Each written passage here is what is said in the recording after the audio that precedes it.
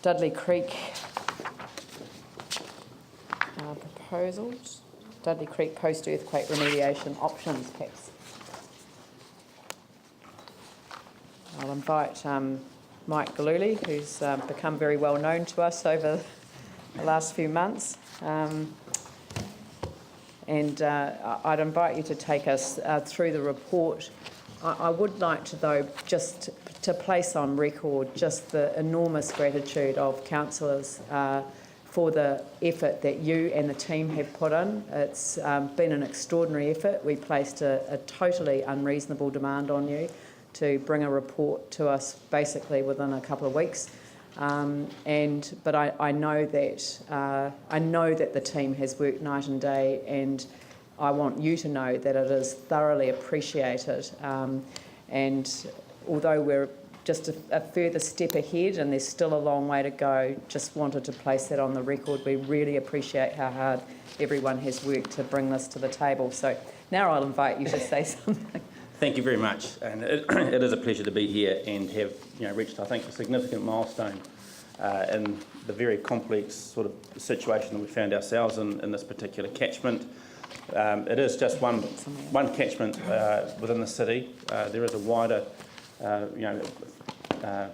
investigation going on throughout the city in terms of understanding our post-earthquake flooding risk, but we've always identified this as one of our priority areas. So I'll step quickly through the background of the issue to the issues.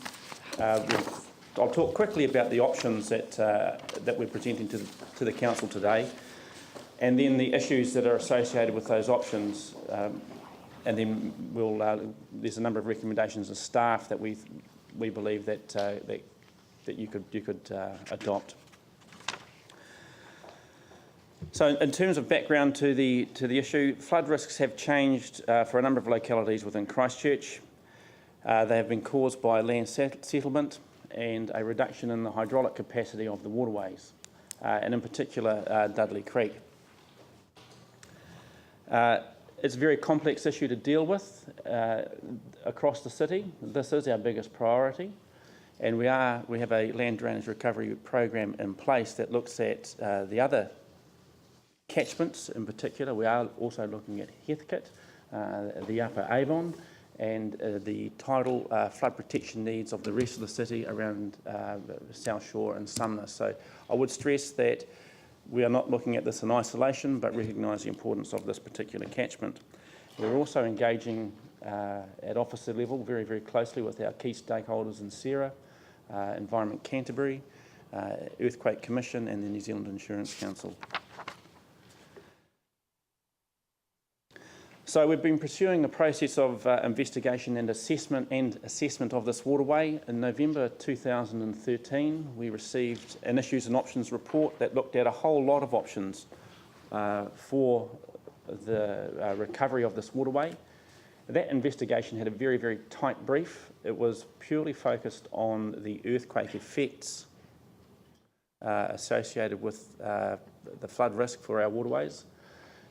It sought to present technical solutions that would solve that, preliminary costs and repair strategies, and looking at issues around resilience and future resilience for those solutions. That has been detailed, or that is set out in much more detail in the technical report that has been delivered to us today by SKM. And for more detail, you can look through that report. Two options were chosen in November 2013 as a result of workshopping and internal caucusing. Those options that were progressed to feasibility were a gravity option, which would see a major upgrade of the Dudley Creek waterway from what we know as the Flockton area down through Richmond, St Albans, Maireho to the confluence with the Avon. That gravity option also sees a significant upgrading required of key structures relating to a number of bridges and culverts, and also private access bridges as well. Probably the most complex will be the Hills Road-Shirley Road intersection, where there's a major upgrade of the bridge required there, but all those bridges will require some upgrading. The gravity option does require major upgrading in terms of the waterway, in terms of its width and also its depth. So currently there's a channel capacity of around, channel width of around 2, probably maybe up 3 metres in some places. That width will increase to maybe 5 to 8 metres in some places. The increase in depth that we're looking at for the waterway, half a metre to 0.8 of a metre in depth. So that's the sort of the scale of the works within the waterway that we're talking about with the gravity option. With the with option 1, we're also looking at one of the issues associated with it will be it has the potential to impact on the streetscape and the look and the feel of that community out there. So it will change the way it looks. It will mean a wider waterway. It will mean a narrower street. It will mean a different streetscape in terms of the trees and the way that all that works. It does have the potential to deliver multiple benefits in that regard. So that's option 1. The second option that's been presented to the council today to solve the flood risk to floor levels is a pump station and a gravity bypass system that will lower the water levels in Flockton Basin by putting a pump station in the lowest point of the basin. That will draw the water levels down and pump the water to a point where we can drain it under gravity into the lower part of Dudley Creek. That will require a big bypass pipe along Warden Street. That pipe has dimensions of around 3.5 metres wide by 1.5 metres deep. So it's a major significant sort of engineering asset that we're looking at constructing, as well as a significant pump station with its ongoing operational and maintenance costs. It does have less complexity around it in terms of comparing option 1 and option 2. Option 2 deals with, has less impacts on private property ownership. Option 1 has an impact on private properties. Option 1 sees about 115 private properties that will be affected to some degree, probably 9 quite significantly. Option 2 sees 70 properties affected to some degree, probably about 2 quite significantly. So the complexity around working with the community and working with those people is probably less for option 2. And there are issues though with option 2. It's in terms of its ongoing resilience to over-design events. So option 2 is a very engineered pump station and gravity solution in a pipe. So if you get a design event more than what you've designed for, that won't cope as well as the gravity solution. So the gravity solution does have the ability to cope with the over-design events more. However, the gravity solution, because it's a widening and a deepening of a channel, does have resilience issues in terms of designing for future seismic activity.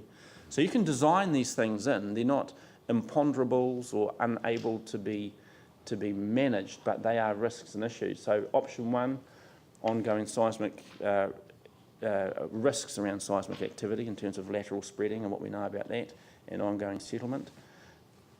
Sure, you can engineer your way out of that, but we need to do more work around how much is that going to cost for the benefit that you're going to get.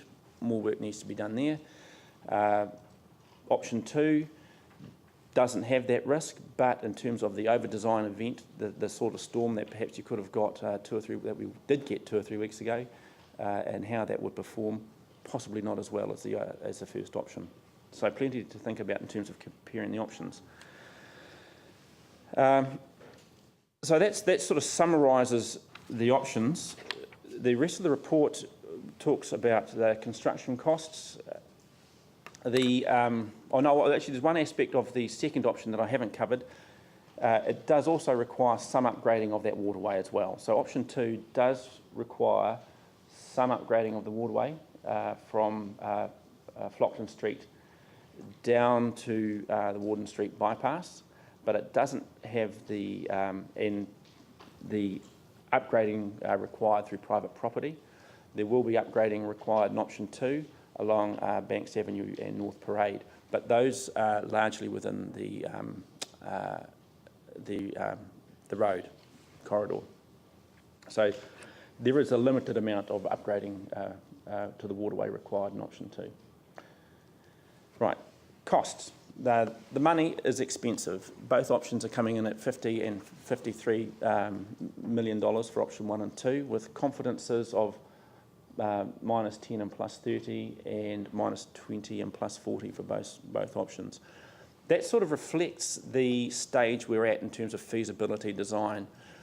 The contingency that you have to allow for all the uncertainties and the assumptions that you've had to make to get to this point of an engineering investigation. So we've got work to do through the detailed design phase in terms of getting that confidence, that range narrowed down. One of the risks, I suppose, of making or getting this delivered to you quite quickly is there's always the ability to look for options within options. And in the normal course of events, and we quite often talk about, in peacetime, perhaps we would have been able to spend a bit more time refining these options and driving some, that value engineering that would refine those costs down. That work still needs to happen. It can happen in parallel to engagement with the community, but we do need to look harder for the options within those options so that we can make sure that we're delivering, the optimal solution. But what you've got here today, hydraulically, will work, but just some more certainty or some more clarity around refining those options will be done. So those costs, 50 and 53 million, cost confidences with those. We have allowed for land access. There is a component in there for land access and the start-up costs in order to get through detailed design and site investigations and what have you. So that's sort of where the cost is sitting. Land ownership, there's a section in the report around land ownership, and I've already touched on that briefly. So option 1 will require a lot more interaction with landowners than option 2, and we'll be working with them over the next few weeks to work out just exactly how they feel about that. At this stage, we're not going out with a lot of detail on individuals, how individuals might be protected. We're very keen to talk to people first. In terms of consenting, the next section in the report is about consenting. This does come with a requirement for the council to comply with within the regulatory framework. That's its own regulatory framework in terms of the city plan, but also the regional plan and consents from Environment Canterbury. We've had a very good offer of support from Environment Canterbury to work with us and streamline the process for consenting. So there's a number of tools in the toolbox for consenting. So we can apply, we already hold a number of global consents for works within our waterways. We can use some of those, and we need to do a bit more work around the applicability of some of those consents to the work we are trying to do, but they do exist. We can apply for project-specific resource consents. We can use what they call within the Resource Management Act the Notice of Requirement process, which effectively, I'll use the word sterilise, but it does set aside that corridor for specific works deemed necessary under that Act. We can use that part of the Act.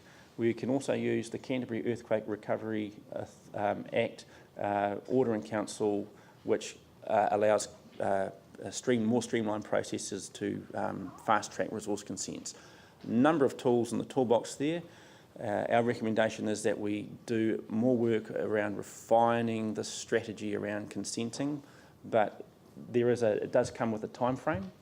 So getting through the consenting could take 6 to 9 months. And there's more detail on that in the report. The next section of the report takes us through the procurement issues. A very, very important part of this will be of this project will be implementation, not the least of which will be how we as an organisation manage that buyer-supplier interface, getting the commercial relationships right, getting the right model of contract that suits us. We've done risks and issues workshops around procurement. There's probably 9 ways in which we could engage commercially on this, 3 or 4 of which stand out as preferred ways of getting the commercial relationships right. Our feeling on that is that we need to probably choose the option that we would want to go with, and then we would work through as a priority what the procurement process is on that. So there is a separate piece of work not in the SKM technical report around procurement and the commercial reality of that. The next phase, the next part of the report deals with consultation, and that's consultation as well as community engagement. So we have a lot of work to do with our community here. This is their community, their homes, their streets. We want to explain what the options are and understand what they feel about those 2 options. We're planning to do that over the next two weeks, and that's a program that we're really looking forward to engaging in. We're also working very closely with our other stakeholders, Environment Canterbury, the Earthquake Commission, SERA and the Insurance Council, and there's a program in place for that as well. Funding, so it's probably with Terry, we'll just probably talk through the funding issues. This is a complex funding issue. It's part of the cost share, and it's got its own individual. So we do have some funding set aside to cover some stormwater works for the city. That's covered in the horizontal infrastructure funding agreement, particularly centred around the non-skirt element of that funding. So there's already an agreed funding arrangement between the city and the Crown on that. Some of these works will qualify in that package of funding, some other works won't. So again, we need to work through that process very carefully to really clarify exactly how the funding would work, and that's just a piece of work that we need to get done. So in a nutshell, that's the report, and with the recommendations at the end. Thank you very much. I'll kick off the questions. Just in terms of before the earthquakes happen, I mean, there's been a lot of public discussion about whether the earthquakes have made a difference in the area.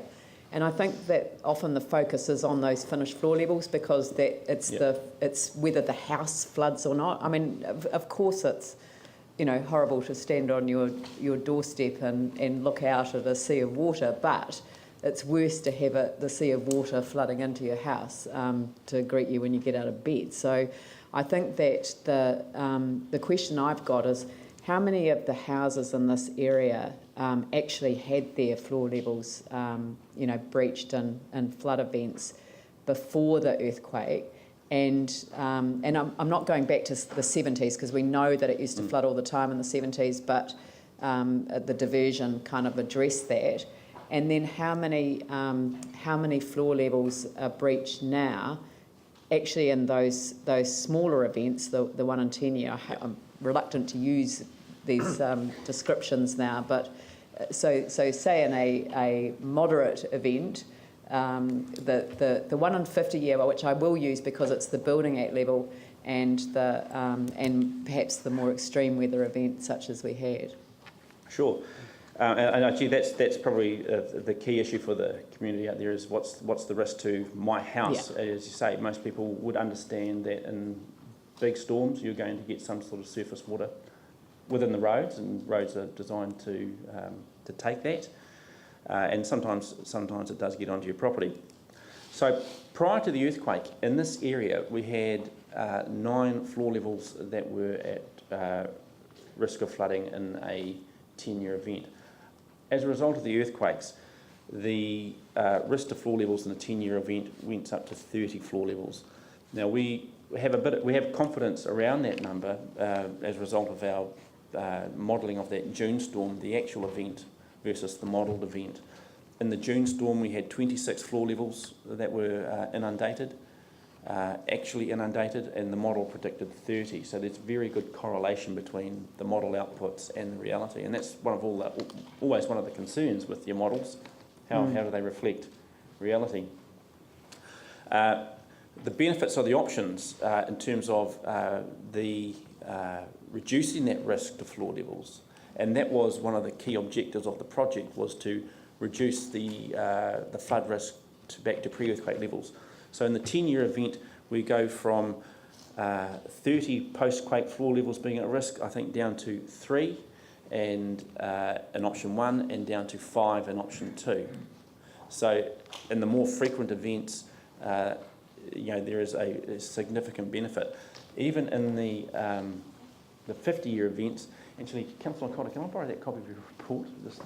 You've got it actually open on the right page. You know, yeah. So the SKM report has a very, very good a graphic on it around the protection to floor levels. And in the 50-year event, prior to the earthquake, there were 32 floor levels at risk. After the earthquake in the 50-year event, there were up to 80 floor levels at risk. As a result of option 1, if you were to implement option 1, that risk would go from 80 down to 15, and from 80 down to 19 for option 2. So you're seeing an improvement in the post-earthquake situation for this community, but you're actually also seeing an improvement in the pre-earthquake solution for this community in terms of risk to floor levels. But because these are fairly large engineering solutions, we've got to be careful that we don't get fixed on an actual number. Yeah. It's still only a model, so we're just trying to give you an indication and a feel for the changes that we're trying to make. So we're desperately trying to get back to a situation that we're getting back to a similar level of protection to what we had pre-earthquake. Before the earthquake. And this report is now available on our website, is that right? As soon as I walk out of here, that'll be up on our website. Excellent, thank you. Pauline. Paul.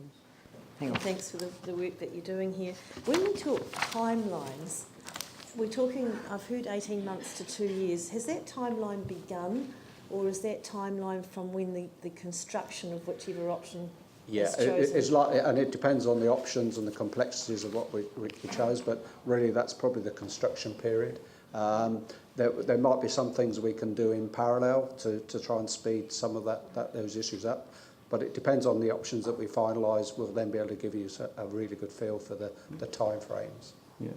Although you haven't done all the work with the options yet, is one option going to be significantly quicker or slower than another that you know of? It's difficult this day. If you challenged me and wanted an answer today, option 2, because it's more just, a lot of it is just pure engineering, and a lot of it's within the road corridors that we can control, then my feel would be that that's probably a solution that we could move slightly quicker on.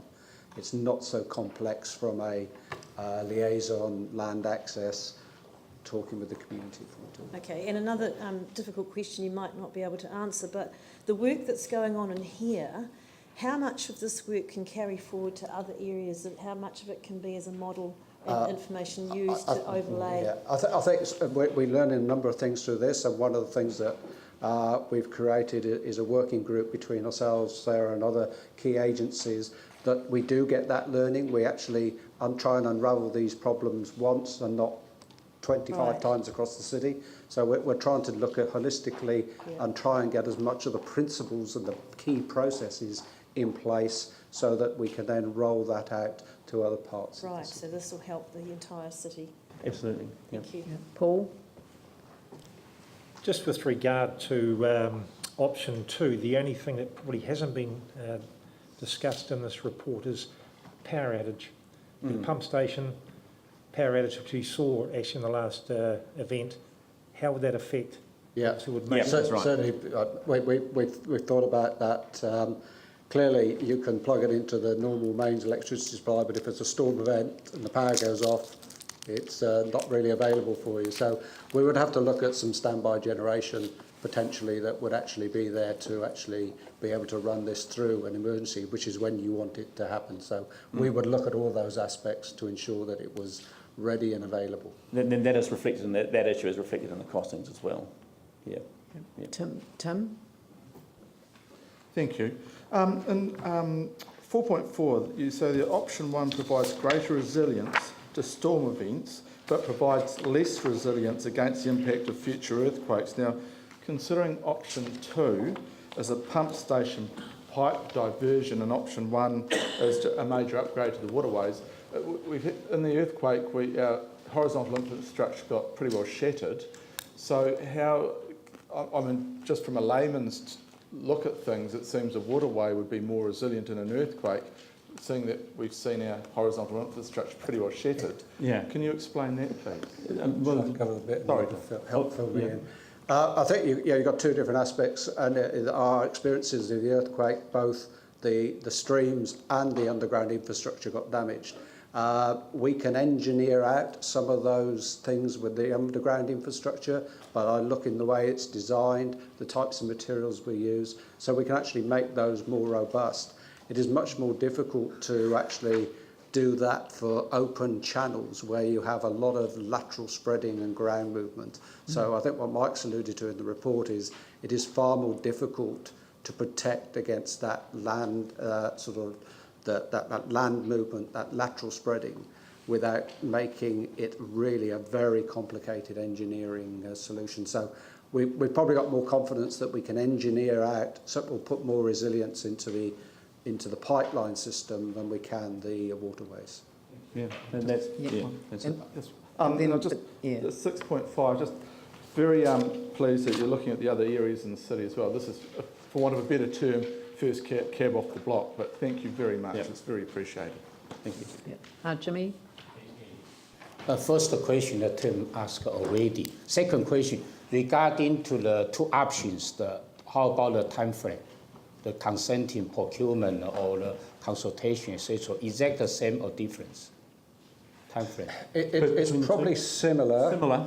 Option 1 is likely to be slightly more complicated. Yeah, option 1 would be more complicated, but there's still consenting issues with option 2 as well, because with option 2 you've got a lot of upgrading of that waterway from Flockton Basin down to Stapleton's Road, and then in the lower part of the Dudley. So you're not going to get away with consenting, but it would be less complex. Yep. Yeah. Yanni? Thank you, and thank you for the work you've done. It is really great to the graphics and the detail, and I do agree that really it is a model for how we approach some of the other areas. So, and I know that you personally have been doing work in Heathcote with local residents around identifying the concerns, and it's really appreciated. First question is, are you looking at things like opportunities for the cycleways program to align with this if you were going through the option 1? We will do, if whatever options we come up with, we will look at what other works that we might require in those facilities. Great. And then the second question is just trying to understand in terms of the working party that's been set up, which I think it's great that you've got Sarah, EQC, insurers now working together on these issues. But I just wondered, in terms of, probably it's a question for the acting chief executive, could we have like the chair of our environment committee put onto that working party so that we've got some governance representation? Because I do think that it's really good that you're working together, but I do think that we should be thinking about how we can have governance representation on that group so that we can get a feel as elected members. If we've got concerns, we've got a clear way of raising it. We actually saw a governance group sitting above the working party, so we can work through that with you and then decide together what's the best overall structure.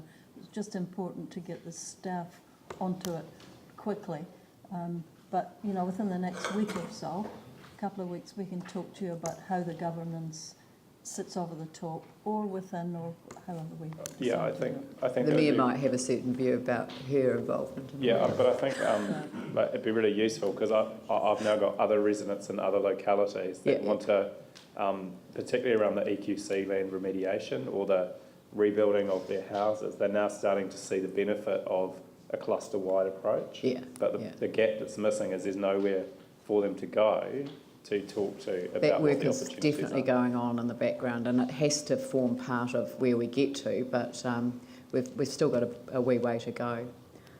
Glenn? Thank you. You've talked before about obviously providing for greater QMEX, and so I'm interested in the accumulation of all tributaries, and you've identified obviously the confluence of Dudley Creek with the Avon. Thinking also about the issues and wider effects for Avondale. So in a big event, and everything's running high, including the Avon itself, of course. Have you got some sort of projections of, once it gets to that confluence, the effects of? Yeah. The Avon River is an old Waimakariri sort of breakout channel, so it's got plenty, or quite a lot of capacity in its lower reaches. And its higher reaches, I think you would have seen in March that it broke out through Hereford Street. But down in the lower reaches below the confluence of Dudley Creek, by and large, there is sufficient capacity to deal with storm flows. So, and the stop banks, the whole point about the stop banks in that part of the river is to keep the tide out, not to stop the river breaking its banks from storm flows. Yeah. Reasonable confidence that... Yes, we have capacity, Okay. I think the context that the extra flows that we can get down through these channels is quite small compared to what's actually coming down the river itself. Vicky? Thank you, and it's awesome to see such a detailed report so quickly. I think you've done amazingly. Just one question in relation to option 2, which is the more engineering type solution. Is that big investment under the ground actually insurable at present? Well, we'd go through our normal insurance processes, and I'm sure I'd talk to my colleague Peter to actually make sure that we do get all of those sort of things insured in the correct way. Yeah, we will get some insurance. We're working with insurance. Yeah. Andrew? Thank you. 6.2 refers to an appropriate level of engagement with the community, and I appreciate this is work that we want to progress quickly, and I certainly reiterate the comments made by the Mayor and other councillors. We really appreciate the speed at which this has been pulled together. That's excellent. We really appreciate the work that you've done. Clearly, some of the information in the report and some of the information that needs to be presented to the community is quite technical in its nature, and the implications certainly for some owners are significant. Can you just give us a little bit of information on how you'll go about that community engagement? What methods will be used? Yep. So we've got next week we've got 2 community evenings planned at Shirley Boys High School. There will be information sessions. They won't follow the same format exactly as our engagement with that community last year, in that we came and listened and talked. We will now be presenting this information to them. We'll be having information areas within the hall, so they'll come in, they'll receive a presentation. There'll be parts of the hall they can go to look at and talk to experts about the various components. So option 1, option 2, what does a pump station look like? What is, so those aspects will be covered off during the community engagement. I think that's why we try to put some of those visuals into the report, because I think that's a way of trying to get over what does this look like, because we can talk in engineering speak, and actually you're right, people won't understand what we're trying to say. So pictures is usually a better way to try and get the messages over, and I think that's what we'll try and rely on. Yep. And my feeling is that, if they want more than that, they'll get it. So if we have 2 evenings and they say we need you back next week, well, we'll go back next week. Yeah, so whatever they need, they'll get. Excellent. Any other questions? I'll open the item up for debate.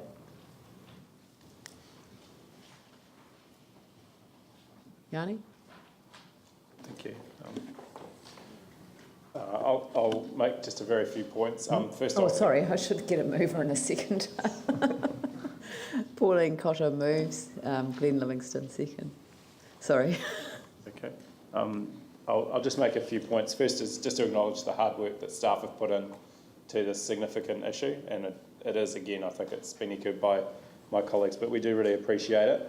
I think it's really exciting to see finally a holistic joint-up approach to dealing with some of the issues that have emerged post-earthquake, and I I just can't stress enough how important it is to take that holistic view with local communities around what we need to do to get the better outcomes going forward, both from an environmental point of view, but also from a resilience and a disaster reduction point of view. So this is really exciting because for you know, it feels like it's a model going forward of joint up thinking, joint up discussions, and a joint up solution to the significant issues that these areas are facing. And while this is the first area, I know that there's many other areas in the central city, areas in Sumner, Woolston, Linwood, Heathcote, that also will look forward to that joint up approach, because that is how we get the best outcome for our community and for our city going forward. So really happy to support this going through.